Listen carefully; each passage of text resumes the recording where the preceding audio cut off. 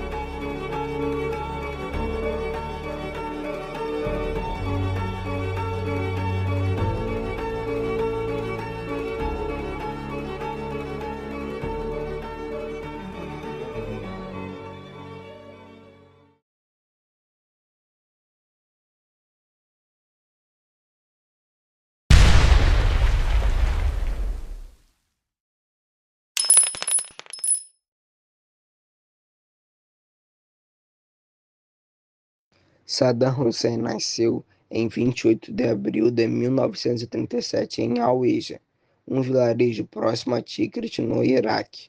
Teve uma infância marcada pela pobreza e pela ausência do pai. Desde cedo demonstrou interesse pela política e ainda jovem entrou no Partido Ba'ath Árabe Socialista, que defendia o nacionalismo árabe e a oposição ao imperialismo ocidental. Em 1959, Saddam participou de uma tentativa fracassada de assassinato contra o primeiro-ministro Abdul Karim, o que o obrigou a fugir para o Egito.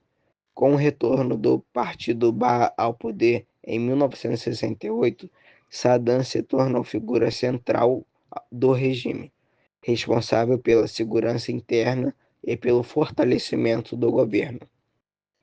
Nos anos 1970, consolidou sua influência política e, em 1972, liderou a nacionalização do petróleo, que trouxe grande crescimento econômico ao Iraque. Em 1979, assumiu a presidência após a renúncia de Ahmed Hassan. Desde então, governou com autoritarismo, censura e repressão a opositores.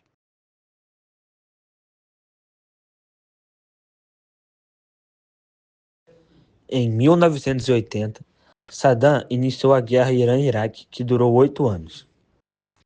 Esse conflito, apoiado financeiramente e militarmente pelos Estados Unidos e por países do Golfo, tinha como objetivo conter a Revolução Islâmica Iraniana. A guerra resultou em centenas de milhares de mortos, uso de armas químicas e um enorme desgaste econômico, mas não trouxe vencedores claros. Em 1990, Saddam ordenou a invasão do Kuwait, alegando disputas por petróleo e dívidas da guerra contra o Irã.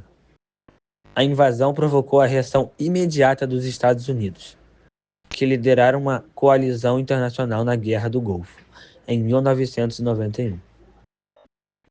O Iraque foi derrotado em poucas semanas, e o país passou a sofrer sanções econômicas impostas pela ONU, apoiadas pelos Estados Unidos. Essas sanções enfraqueceram a economia e provocaram uma grave crise humanitária, com fome e falta de remédios. Mas Saddam manteve-se no poder com bruta repressão interna. Durante os anos 1990, os Estados Unidos passaram a considerar Saddam uma ameaça para a estabilidade do Oriente Médio, acusando-o de esconder armas de destruição em massa. Mesmo sem provas concretas, em 2003, os Estados Unidos, liderados pelo presidente George Bush, invadiram o Iraque, derrubaram o regime e iniciaram a ocupação militar do país. Em dezembro de 2003, Saddam foi capturado perto de Tikrit. Julgado por crimes contra a humanidade, especialmente pelo massacre de curdos em Halabja e pela perseguição a minorias religiosas e políticas, foi condenado à morte. Em 30 de dezembro de 2006, Saddam Hussein foi executado por enforcamento em Bagdá.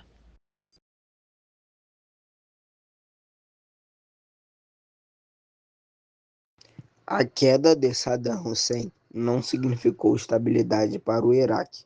Após 2003, o país mergulhou em guerras civis, insurgências e conflitos sectários entre sunitas, xiitas e curdos. A presença militar dos Estados Unidos gerou forte resistência e aumentou o radicalismo na região. O vácuo de poder deixado pela queda de Saddam contribuiu para o surgimento de grupos extremistas, como Al-Qaeda no Iraque, mais tarde o Estado Islâmico. Até hoje, o país enfrenta dificuldades em manter estabilidade política, segurança e desenvolvimento econômico, mostrando como o legado de Saddam e a intervenção dos Estados Unidos transformaram profundamente a história recente do Oriente Médio.